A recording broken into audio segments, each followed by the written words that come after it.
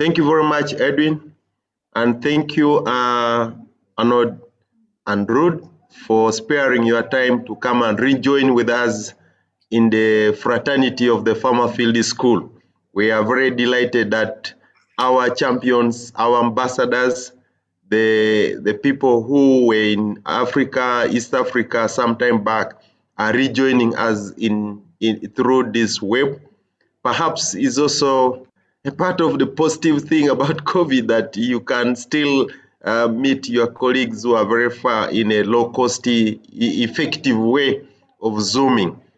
But we pray that it goes off so that, Farmer Field School, if you touch the hand of Arnold and Ruud, makes it much more better because it is a practice that we need to interface with each other. So you're welcome to this session where we are talking about the lessons from what has been happening in East Africa, of course, globally. For the East African Field School Hub, as Edwin was having a chat with you, we are not an old institution. We are still in the formation, but we are changing the narrative. We are happy that a lot of things are happening not only in East Africa. We've been able to engage with the global fraternity of the field school through the global FAO knowledge network and the FS team at the HQ. So I don't want to go into what we do, but basically we are here to try to reactivate the field schools, but ensuring the quality of the field school, maintaining the principles, but definitely adapting ourselves to the current context where the agriculture extension research is going through. So we are not going to be more static, but we keep on also evolving. As farmer field schools have equally evolved from the late 1990s to now, there are a lot of things that are happening.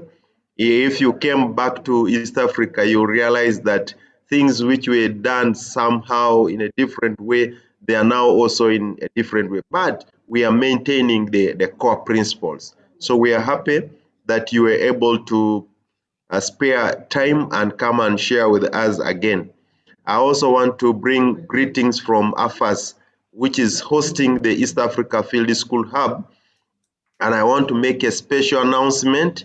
AFAS, together with the East Africa Field School Hub, with the Ministry of Agriculture and Uganda Forum, will definitely be having what we call the Africa-wide Agriculture Extension Week, which will take place this year in Uganda. And this is a very, very important event in the eyes and in the works of the Extension and Advisory Services Fraternity. This will take place in November. So I want to ensure that I pass this information so that you start marking your calendar. So I think by then, we should be traveling definitely. The vaccine should have been got for everybody. Even if the vaccine is not there, we should be resistant to the COVID by November this year. So we look forward to receiving some of you so that we share these experiences of farmer field schools in that event. It is going to be a continental and really global event for extension workers. So welcome, and I wish us very good deliberations. We look forward to continuing to engage with you so that you give us that wisdom that you used those days for us to come again strongly in the field school fraternity. Thank you so much and welcome everybody. Okay. Well, thank you so much, Max. Maybe what we'll do, the normal procedure, maybe for us who want to save on bandwidth, we will put our videos off and just allow Ruud and Arnold to put them on, and then you can proceed. So you can mute our microphones and switch off our videos. Anything else, put it in the chat box. Thank you. Arnold, please proceed. Yeah, thank you very much, Edwin and Max, for giving the floor, and thank you very much for giving this opportunity to basically present what started off quite a few years ago. At 2006, I believe was the moment that I thought, well, this is there's a need out there to start networking among farmer field school well, implementers. Let me say it like that, because there are various people who are involved in the whole process of the farmer field school, and there are various people who have various roles in the whole process. How did this come all apart? And I think I'd like to tell you also kind of what are the bottlenecks that I have. Basically, as a person, I ran into. Eventually, it was also as an institution, and some of the pitfalls that well would be important. And I think I'm also glad that Ruud is there, because also from the information collection and information sharing side, he had an important role to play in setting up the well, basically the database. So how did this whole idea come together? Is that I published a publication as a result of work that that ILRI requested me to do, which was a global survey of farmer field schools globally, basically, because they wanted to know better what the impact of farmer field schools was. And so that was an assignment that I did after I left FAO. I worked in FAO up to 2003 and went back to the Netherlands with my family in 2003 and started my own consultancy firm that year. And basically this was in 2006, my major first assignment to do a global study on farmer field schools. So that was really the starting point for me to collect information on a global level. And that was a moment that I, well, for instance, had touched base with Prosi, a colleague of Max at Makerere University, where I had Masai at the coast, who I see is there, and eventually, well, designed a proposal to get funding to set up an East Africa farmer field school network. Even though we had the intention to make it a global initiative, the first funding that we got, which we received from CTA, which was basically a neighbor here in the Netherlands of where I was based with my organization. So that was a very close interaction that I had to be able to set up the East Africa network, whereby we looked at Kenya, Uganda, and Tanzania. So we got funding, and that's the photograph that actually Edwin shared with us. Was the first meeting that we had on sharing experiences on the farmer field school network. So from my own perspective also, why did I think it was important to have such a network is to exchange experiences. And I think also now in COVID times, these kind of tools like Zoom and, well, MS Teams is of course a similar tool that you could use, makes it much easier to share certain experience, and this is now through video, compared to the days that we started up.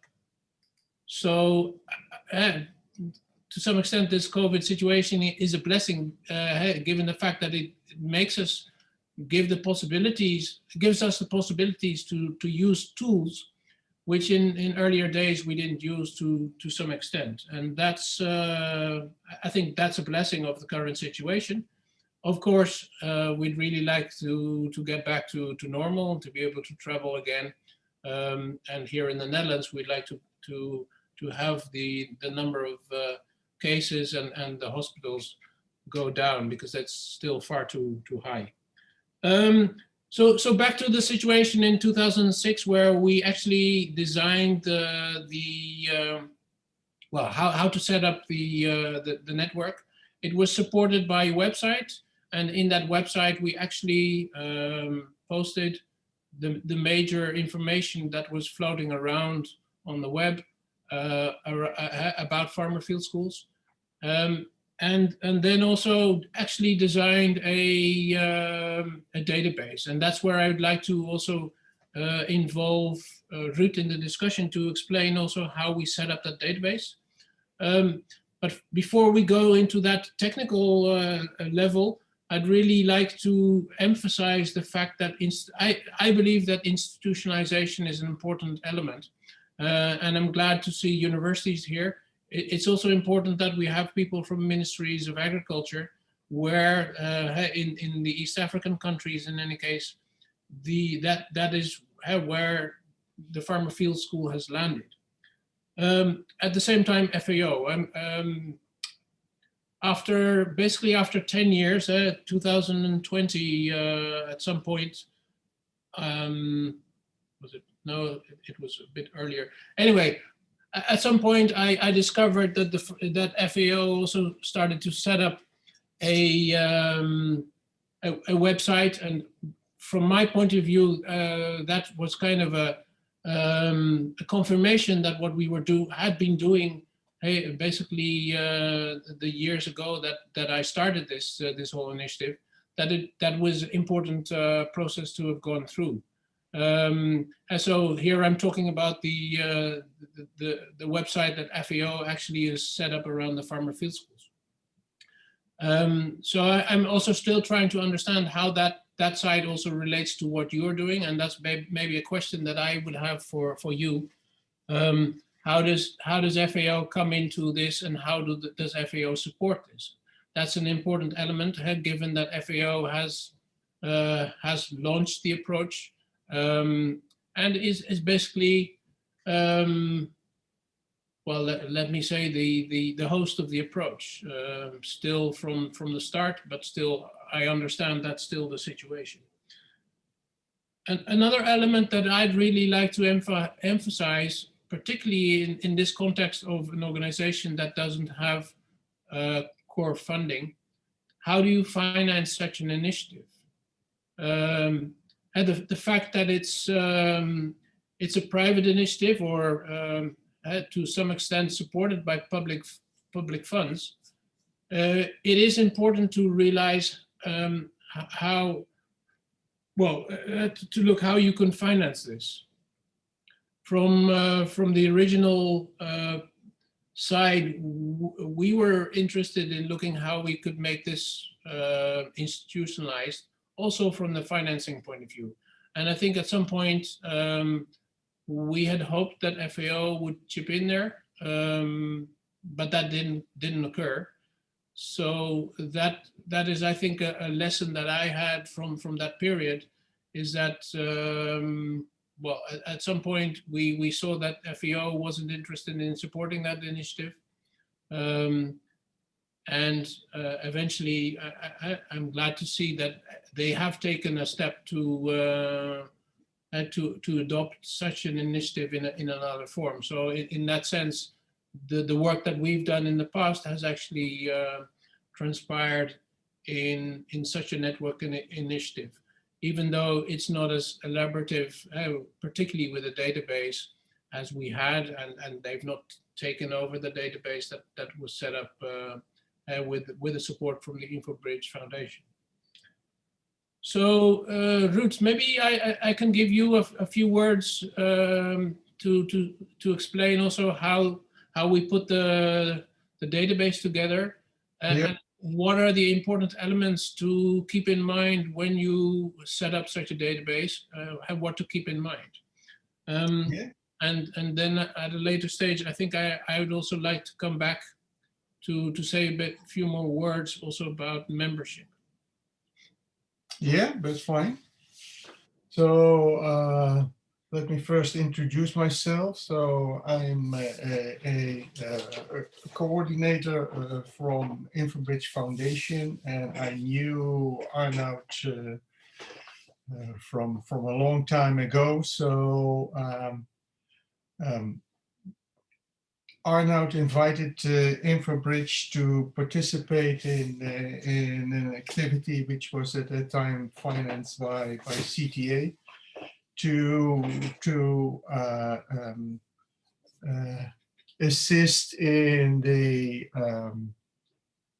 the development of the website and set up a database for main information that was collected by the Farmer Field School network. At that time, it was quite new. Now everybody is used to websites and other online tools, but at that time it was quite new to start up a website and a database that could be used by the individual users of a network. So we had already a global database online due to an earlier project with DFID. And this database was called Share4Dev, which was in fact a global database for public domain information. And it could contain information on persons, projects, publications, and good practices. We set up the database in such a way that networks could use it for their own information, have their own login, decentralized even. So each individual user could add information to the database. And subsequently could manage that information due to a advanced data management control system. So what we did, we set up a Farmer Field School net database, which was subsequently used to store information on the Farmer Field School network. And in the end, we had some 1,000 experts in the database, some 80 organizations, 30 projects, and almost 500 publications after a year. Which could be used by the Farmer Field School network. At that time, it was extensively used. In principle, we kept it online until last year, because last year InfoBridge had a problem of keeping that database online because of financial issues within the foundation. So in principle, the information which was entered, let's say in 2006, 2007, was online for more than 14 years. In principle, the information that was entered in the Share4Dev database remains owned by the organizations that entered the information. So in principle, the information, of course, is still there. We downloaded all the information of the Farmer Field School network. And in principle, that information is available for, I think, also the new network to be used again. So the information is not lost at the moment. So can be used again. But let me indicate one specific issue with using a database within a network. And that's mainly the data entry and data management, which takes a lot of time and can best be done by as much people as possible within the network. Otherwise, it's really a burden for one or two people that have to do the data entry and the data management, of course. So whenever you think about starting a database, keep in mind that the data entry and the data management, as also is the case with maintaining a website, it takes a lot of time. So there you have to put specifically time for maintenance of these online tools you are using.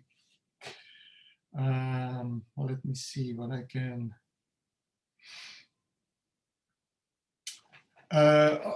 Of course, nowadays there are also other tools that that can be used.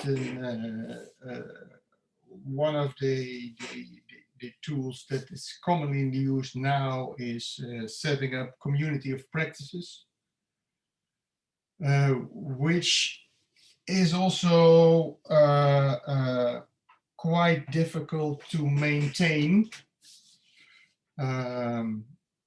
There is a general rule, which is the 99-1 rule.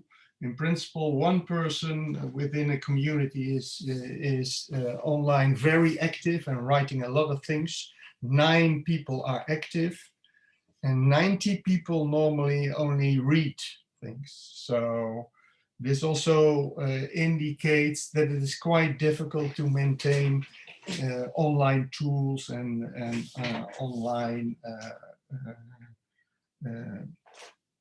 information and knowledge exchange.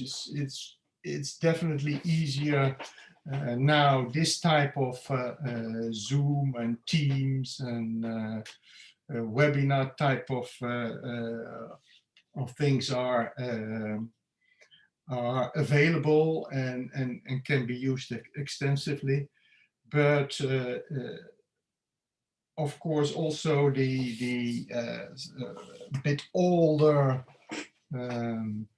information sharing tools like databases and websites are definitely important, because people need this kind of storage to get information which was collected over a longer period of time, and get it and use it for their present activities.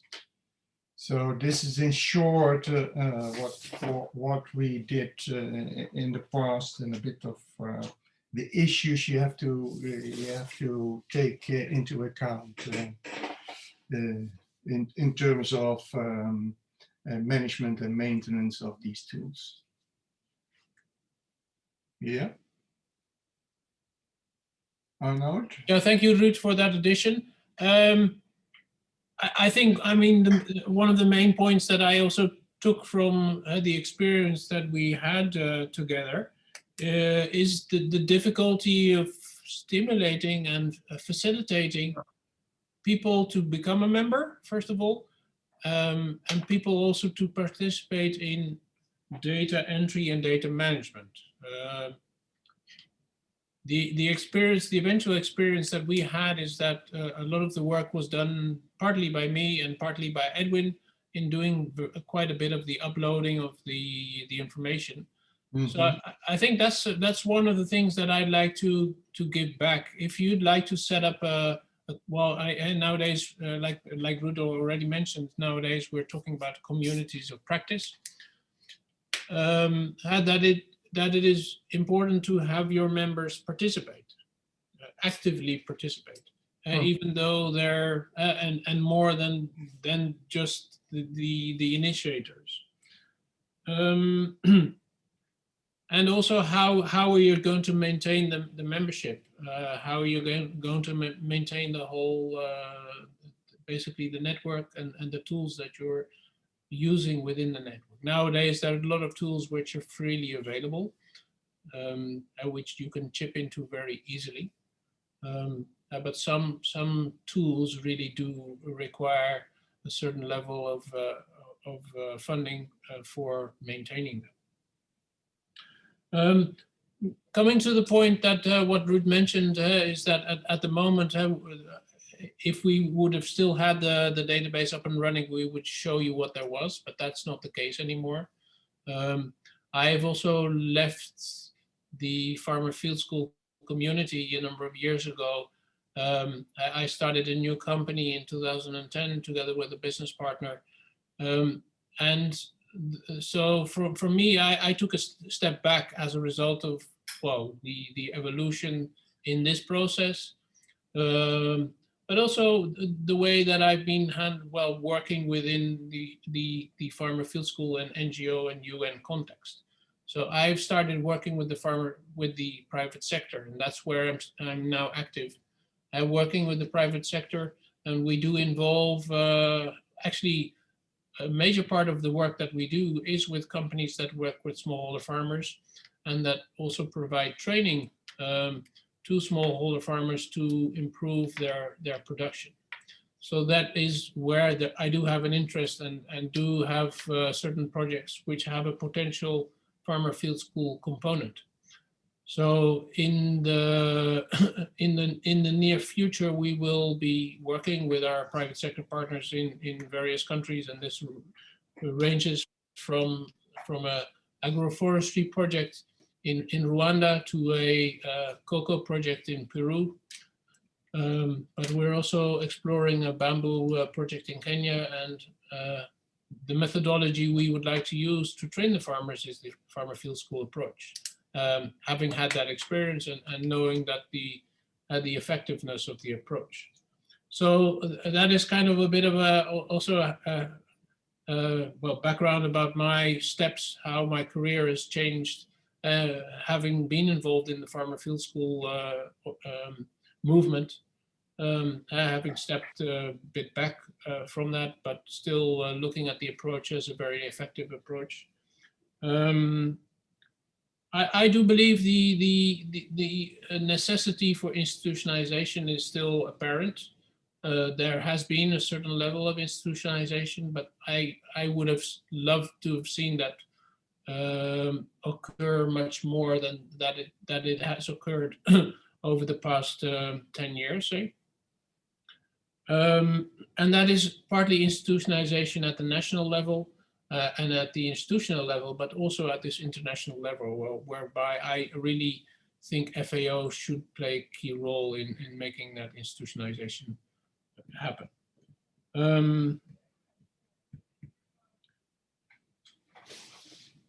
Let me see, maybe,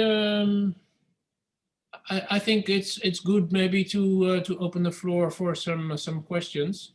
I gather you would like to know certain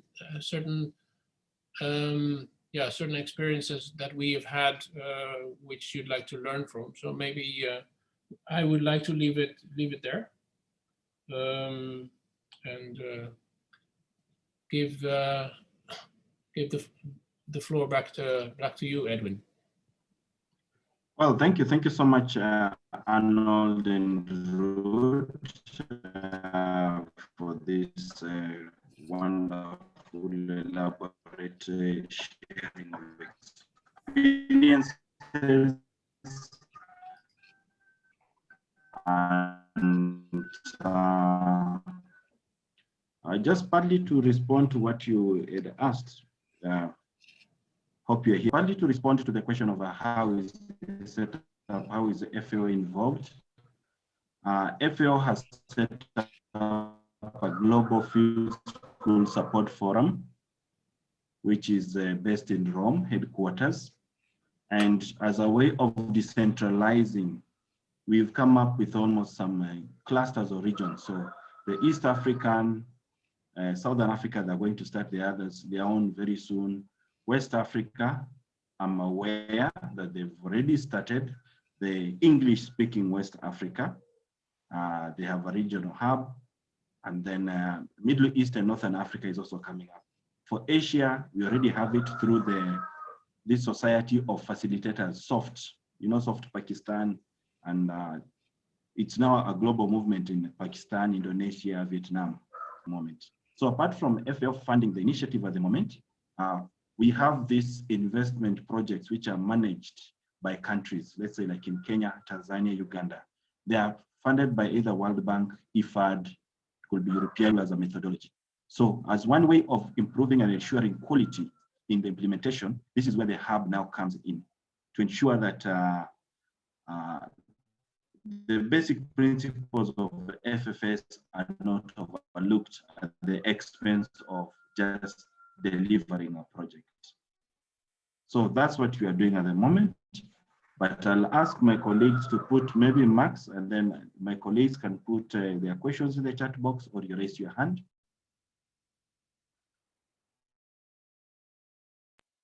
I think, Edwin, you said it right. And again, I want to emphasize my very sincere appreciation to Arnold and Ruud. This is very valid experience. I think networks generally globally have the challenge of sustainability. That is what we've noticed, just right from even the global ones like GIFRAs, continentals like AFAS. But as long as the membership is not very strong and people are supportive and you have boundary partners, the sustainability becomes very, very difficult. But of course, people will continue to gradually get into the partnership or membership when they see value. And I think that is what we're working to. Our relationship with the FAO is very strong. FAO still has that very key role of backstopping. But FAO equally has a discussion and say, field schools have been under FAO for long, and we need to bring other actors on board.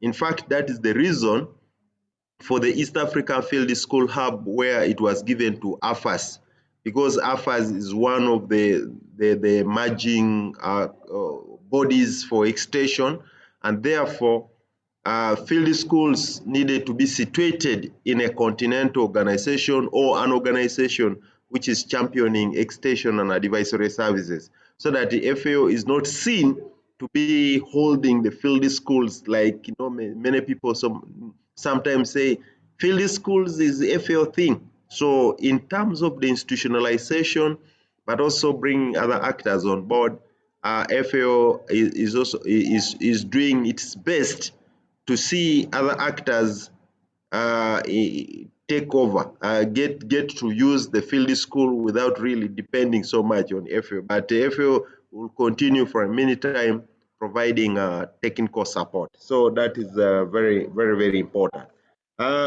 In the discussions, I really want to appreciate that we could hear critical experiences that we from the East Africa Field School Hub, which is actually a champion hub for the field schools. The rest are starting, but East Africa is, I think, the one which is championing this model.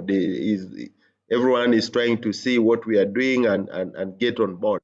But I think the issues of the database and the management, stimulating partners to members to get into it are very critical lessons that we really need to appreciate and work through, because without membership, without people using the network, without you having the people in the database, I think it's not a good network. But therefore, these experiences are very, very critical and valid. Of course, as we all move now, people are getting more digitalized. The digitalization is one key word which is coming in Africa all over. All of us want to be connected. Therefore, I think if we put a lot of effort in recruitment of members, but also maintaining, stimulating their interests, making sure that we listen to their feedback, I think that is an area that we will be able to shine. But most importantly, also for us to be able to get partners like all of you who have had this experience. Even when you go to private sector, definitely the hub is is a home of private sector, the public sector, and others. So therefore, we again congregate, we all meet, converge at the East Africa hub or any other hub. So we could be able to work together with you in this respect. And we'll be very happy to tap on the knowledge of Ruud in supporting us in seeing this website we have, the portals that we are putting in place really become vibrant and people using them and benefiting and thus able to get knowledge which we can use to support the smallholder farmers to move their farming practices, but also definitely have a livelihood. And livelihoods is our motto, is our key thing. So we want to see transform the livelihood. So all these are very critical in getting the instruments that will help us to do that. Yeah. Thank you, Max. Maybe just to add something to the discussion is that also FAO has also decentralized at the East African level. So we have the sub-regional office, which is based in Addis, that is supporting us also in a big way. Then within Nairobi was ostensibly formed to handle resilience issues, and Farmer Field Schools is one of those resilient practices that we are adopting and promoting. So Dr. Mutungi should be here maybe to expound more on it. I don't know. Dr. Mutungi. Our relationship with Edwin, can you come back with a question, please? And other partners. How Yes, is can our you come back relationship with a question? as a hub linked to the RTA, to the resilience team for Eastern Africa? I'm asking, how is our relationship as the East African hub linked up to the FAO, the resilience team for Eastern Africa, and the current programs going on? Okay, thank you very much, and good morning to all the colleagues. Proceed, please. Thank you very much, and good morning to all the colleagues. And it's very nice actually to see Arnoud Braun, because I have fond memories of meeting him some years ago. That's almost more than 9 years ago, when I was still very new in FAO. And I can see he hasn't changed very much. Now, let me just explain the relationship between the hub and the resilience team of Eastern Africa, and basically FAO in general. One thing I would like to state is that as we were going on with the institutionalization process of the farmer field schools, especially within the ministries and within the institutions of higher learning, one of the things that we found out was lacking is that we realized there was a knowledge gap. And we realized that very many people do not know actually about farmer field schools. They don't know what farmer field schools do. They don't know where they are. They don't know how to undertake the whole process. And we realized that people hear about farmer field schools and we think that we are very well known, but within the East African context, there is quite a lot of information missing. So one of the things was, we were looking at the institutionalization process, was to make sure that we have a hub within East Africa, whereby institutions, governments, and others, other providers such as NGOs and private providers can be able to go in and get farmer field school information, or get the assistance for establishing farmer field schools through information, where they are guided on where the facilitators are, the master trainers are, and such kind of a thing. So that is how this initiative came in. And because of that, FAO decided to, apart from the institutionalization process, to look into ways of initiating this hub. We did not know where it would be housed in the first place. We thought it would be in Nairobi, it would be in Tanzania, it would be in Uganda. But at the end of the day, we managed to have it housed in AFAS. And one of the reasons being that AFAS does quite a lot of extension work, advisory services. So we thought that would be the best place. And because of this, because we had been clamoring for this hub, one of the things was, yes, we have got where we are going to house it, but then how are we going to fund it? So the RTEA, in collaboration with FAO Rome, talks together, and we got some funding from Rome, which is actually now running the hub. The hub now is like a year old, but we are still looking forward and asking even other partners and other people to continue funding, because we don't know for how long this will go on, but it has done a good job, and we think it is very, very important that it is funded. And as we've heard Edwin say, that many people have admired it, and within Africa, they are trying to look at hub in the southern part, in West Africa, and such other places. So the relationship actually is, we began together, the journey together. We are supporting the hub, and we are running together with them, giving them the necessary support each and every time. The regional office in Kenya, the SFE in Ethiopia, and the FAO headquarters. And we also welcome any other donors or supporters that can come in to the aid and support this hub. Thank you very much. Thank you so much, Dr. Mutungi. I also want to acknowledge the presence of it's now Dr. Michael Makoha. Michael Odera Makoha is also working from FFS to private sector. We might give him an opportunity towards the end to say something. But for Arnold, there's a question in the chat box from Dr. Muindi. From your long-time experience, we would like to hear from you some of the challenges that has made the FFS approach not to grow and spread fast globally compared to other approaches of the same age, and possible suggestions on how the situation can be improved.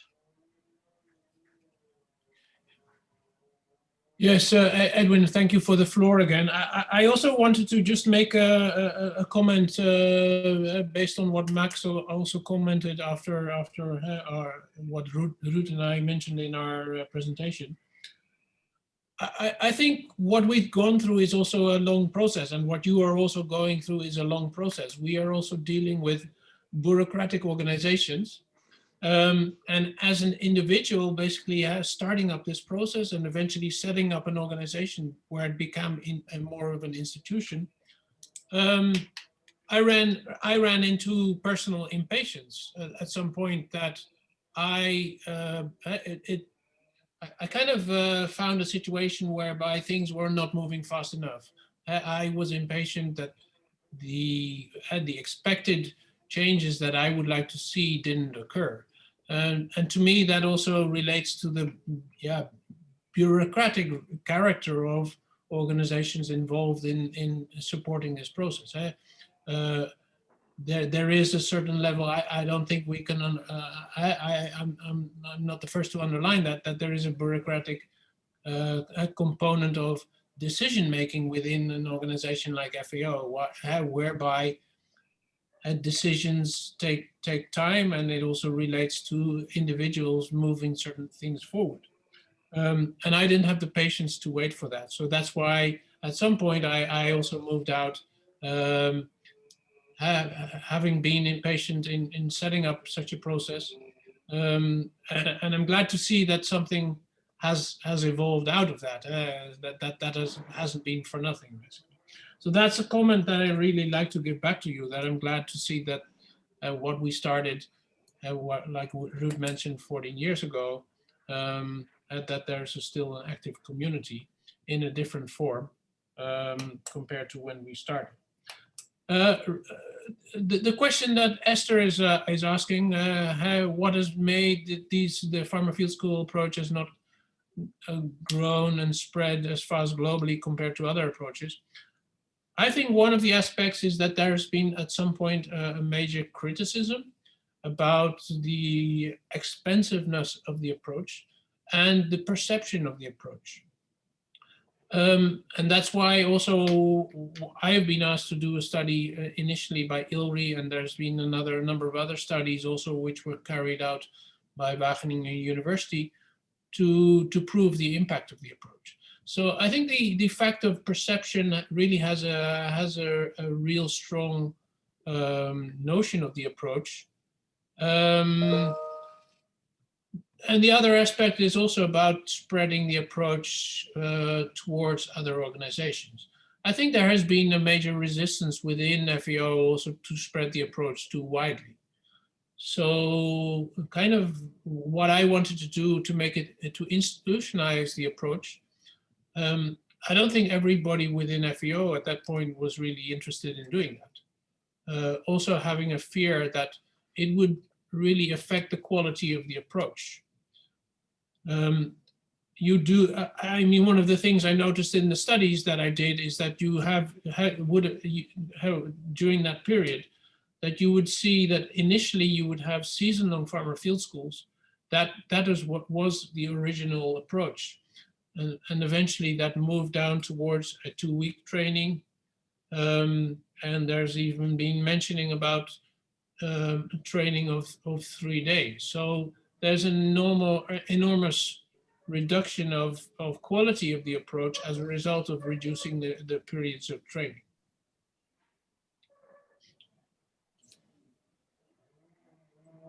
So let me see, there's another reaction, I think. Okay, Masai is also mentioning. So that's the feedback that I have to that question.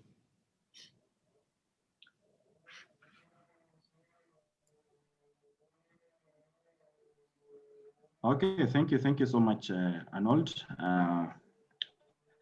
Ruud also mentioned of a database that is there, but now since last year we've not used that database. What are the terms and conditions of this database migrating to East Africa, particularly what was from the region? Remember, during that time of data entry, we used to cluster it per country. So for the 11 countries under the Eastern African Field School Hub, is there a way we could get this data? Over to you, Ruud.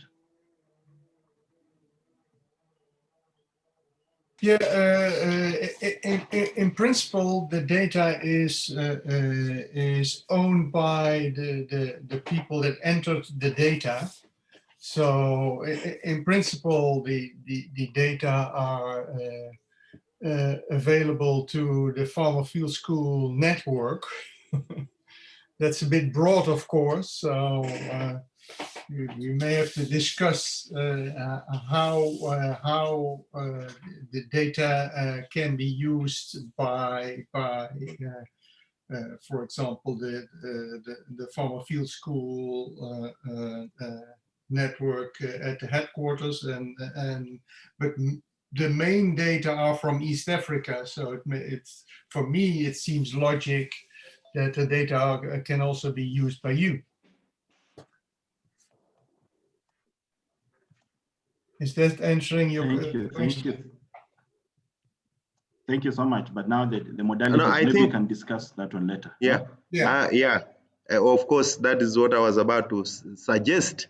Because how can this data be used? Is it by logging into that web, or can it be linked to the global FFS website or East Africa website?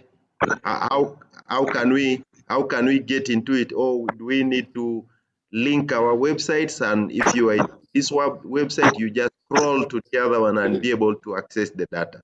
So maybe those are issues we could have a chat on. Mm-hmm.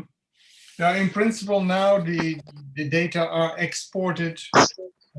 So in principle, they can be used by entering the data into existing websites. And maybe I can elaborate a bit on that. Ruud explained to me yesterday, at some point, he exported the data to Excel, so it's available in Excel, and this is project data. Have persons who were part of that. and also the documents that were there. Yeah. So that is the kind of information that is available right now, and it is partly he's also provided it to me once that occurred, but I guess he also still has a copy. So basically it is available in Excel format, and from my point of view, I have no objection. In fact, I prefer that data is used. Unfortunately, it is not online anymore, given the fact that there were financial constraints to be able to maintain that. However, it is available to plug it into your system that you have right now. And I think it would be good to bilaterally for Ruud to explore how best to work with that, and not taking too much of his time, but had the person that is actually currently responsible for your database to see how it can be easily plugged into your database. That's the elaboration I would like to make here. Thank you so much, Arnold and Ruud. I've seen Masai's hand up, so Mr. Masai. And members, let's allow us just to proceed for the next 10 minutes and then we wind up. Mr. Masai. Thank you, Edwin. Greetings again to all of us. My name is Masai, a long-time practitioner of field schools based in Mombasa, Kenya. I was just following up on Esther's question, where she was asking why the field schools approach maybe looking at it as a project, it has not spread as fast as would have been expected. So I was just seeking a clarification whether the issue here is the spread or the lack of knowledge, as earlier pointed out by Dr. Mutungi. I was looking at field schools currently. From the time we started, even though many of us may no longer be involved, but this approach is really being used even where I'm based now, here in Kwale, Kilifi. This World Bank funded project, NARIG, is using the FFS approach in their implementation. And all the way to Haiti, where I was in the earlier part of last year, this approach is really spreading very fast. So maybe we just look at lack of information or knowledge, but not the spread. Otherwise, if you ask me, I am happy with the way people have taken up independently through partners, projects, and such like things. So maybe it was just a clarification on that question, whether it's on the spread or the lack of knowledge and maybe information on field schools. Thank you. Edwin, Thank you. just yes, one part. The other element that I have got in my experience working with the field schools, right from my time in SIP and also other organizations, I noticed that yes, many people are using field schools, but there's been adaptation, in fact, modification of field schools. So some people even believe that they're using field schools, but they put it in another name. So that is also most important for us to realize that even when we have the really traditional field school with the core principles, some people go on and modify it. You've seen people using model farmer, using farmer-to-farmer learning.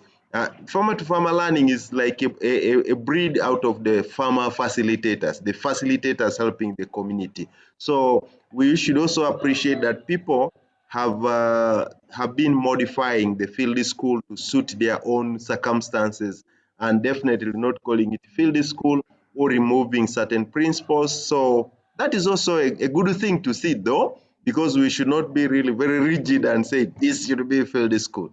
But like the discussion also of institutionalization came, I think that has been a key thing, because governments that are really on the ground, that are supposed to scale this out, scale this up, may have another donor who comes with another thing. You know, you may have USAID coming and they will want to use certain things. business oriented, and some people have been accusing field schools for not being business oriented. So if somebody is coming like that, they will definitely take the principles of field schools but modify it to suit their circumstances. So there's been that modification, adaptation along the way.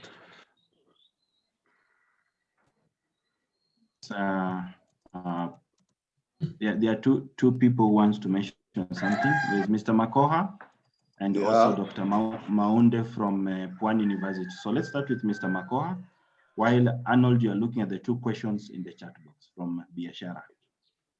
So Mr. Makoha, take the floor. Yeah, thanks a lot for giving me the opportunity to share with you my experiences with field schools. I'm also a long-time practitioner of field schools. I'm currently operating in Western Kenya, where we are trying to use field schools in supporting small farmer aggregation of their products for quality and value addition before they are linked to processors, particularly processors of sifted maize meal and fortified cassava sorghum flour for human consumption, and particularly the under 5 children for their nutritional needs and those suffering from diabetes for cassava and sorghum flour. And when you look at it from aggregation at bulking level, and you bring in the farmer field school principles and the model, it seems to be working well. I introduced it, and it seems to be the best way of linking the private sector, or the manufacturers in this case, and the farming community at farm level value addition in terms of aggregation and maintaining quality, and also ensuring guaranteed market from the processors. It's working. So far, it's working very well, by the way. Particularly with cassava, maize, and sorghum, and linkage to the processors who are the millers, SME millers in the region. Thanks a lot. Thank you, Mr. Makoha. So we'll please get in touch with the hub. We need to document these good stories, because one of the challenges we are having is that we are doing a lot in the field, but not talking it out. So Dr. Maunde, you have 2 minutes, and then we go back to Arnold. Dr. Maunde, unmute yourself. Thank you, Edwin, for giving me this chance to share my experience and the experience of Pwan University in the institutionalization process of FFS in institutions of higher learning. I'll just quickly go through the pathway where we start with sensitization.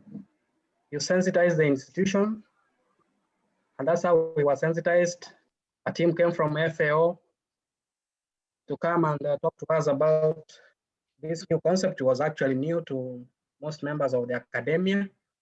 Fortunately, we bought the idea, and then thereafter we started developing the curriculum or the content that will go into our certificate, diploma, and degree programs. And then thereafter, we were supported to go and do a training of facilitator course, which lasted 21 days. And thereafter, the 15 people that were trained, who are members of faculty, they went through a season-long training as master trainers. And this was all due to the support we received from FAO. Then these master trainers, we had a collaboration with our farmers around the institution. So we formed outreach groups. So in a nutshell, it's like we graduated with these farmers. They also went through the 6-month season-long training. Then after that, we identified 2 farmers from each of the field schools or the outreach sites, who we took for another training or facilitator course lasting 21 days. So these facilitators, the main reason for doing this was for them to start new schools. And that is now to address the issue of sustainability. So as we speak now, after going through the whole cycle, we managed to form 10 farmer field school sites, which are still operational even up to now. And as students continue doing FFS as a course in their program, they are able to have partnership with the outreach groups to go and learn from them.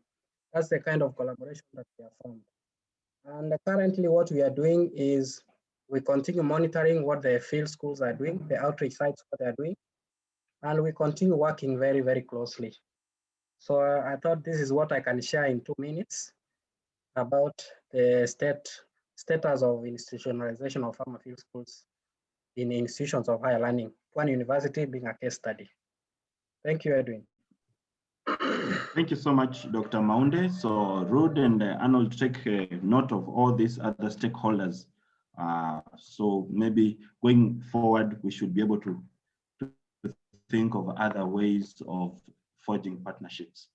So Arnold, you have 1 minute to respond to those questions, and then Jennifer, you'll give us a vote of thanks. Arnold, over to you. Yes?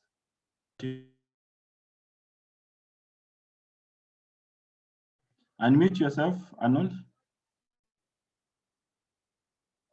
Yeah.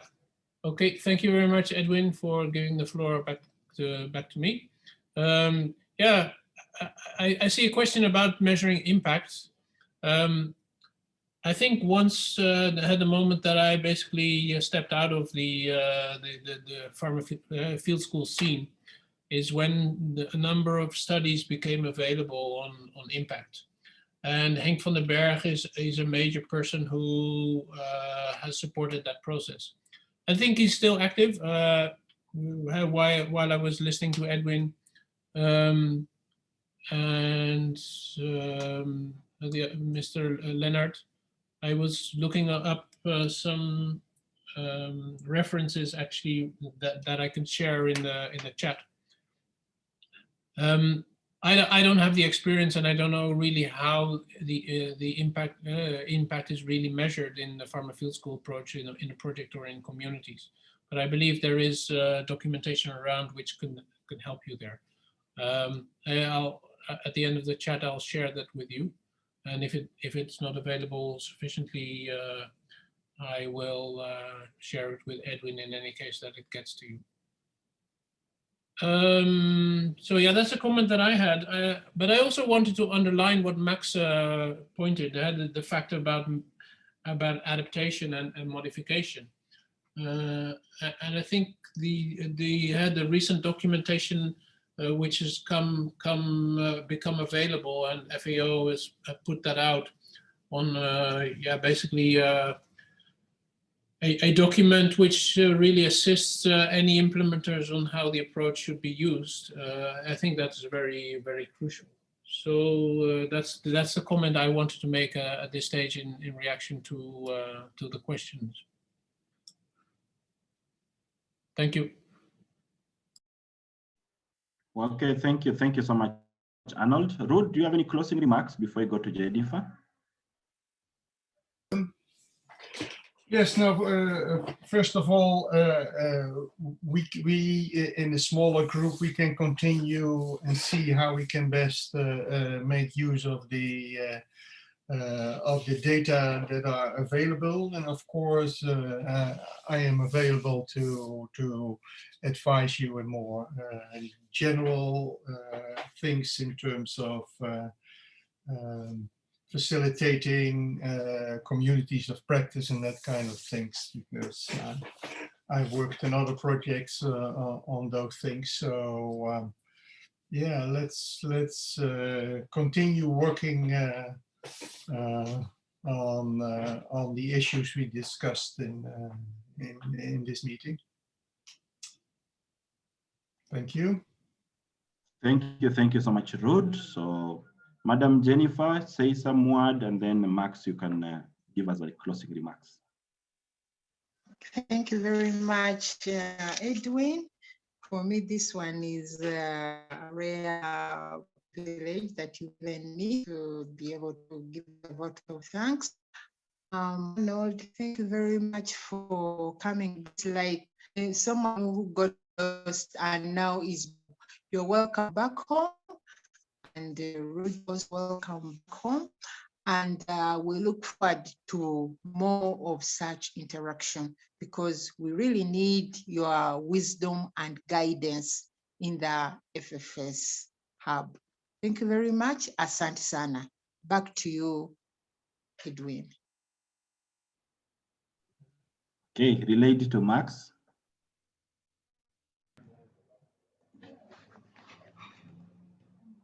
Thank you very much, Arnoud and Ruud, for sparing your time. And I am sure this is a re-engagement that we are going to be counting on each other to frequently engage and bring back the glory of the field schools, not only in East Africa, but Africa and globally.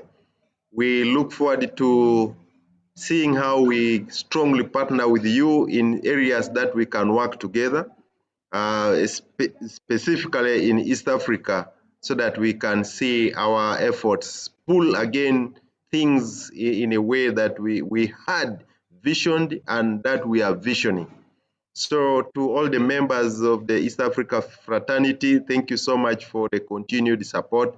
We've had a lot of lessons, and indeed for the field school hub secretariat, we need to take this very seriously, especially in terms of the database, entry, management, sustainability. All networks are struggling, but normally if you show value, therefore you will have partners that will move with you. So I feel that with the backing of FAO that we're already enjoying, there is a lot that we can do together with other partners. So private sector is critical for us in the hub, Arnold. So it will be good to link up and engage and see how we can put our efforts together to pull so that we can deliver together, and also again counted for some impact on the livelihoods of the smallholder farmers in the region. So I want to thank you so very much for sparing your time. When we call upon you, please spare more time. This 1 hour is very short to really share a lot of experiences that you have. But we have every Wednesday, we have this as a culture from 10 o'clock to 11 East African time to try to exchange and share experiences or innovation that is coming around the arena of the field schools. So I wish you well, and we remain connected. Thank you so very much.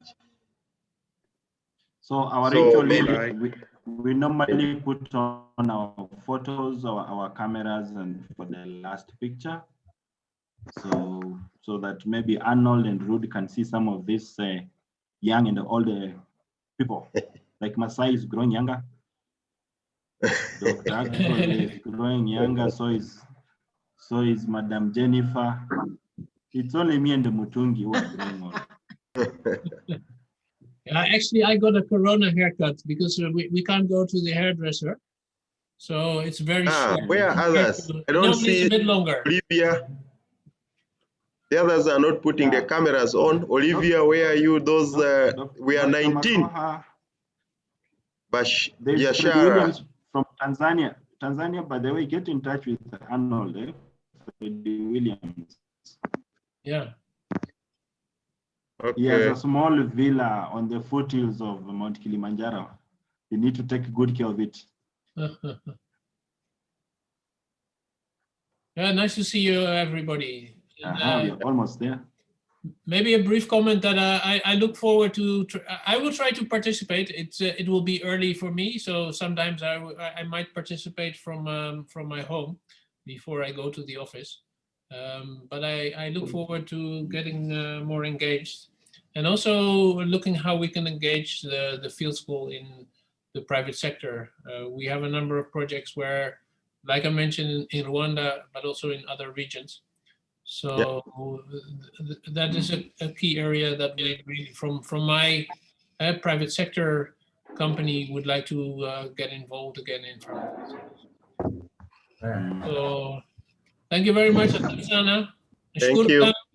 Bye bye. Thank you. Nashukuru sana. Enjoy the day. Thank you. Bye. Asante sana.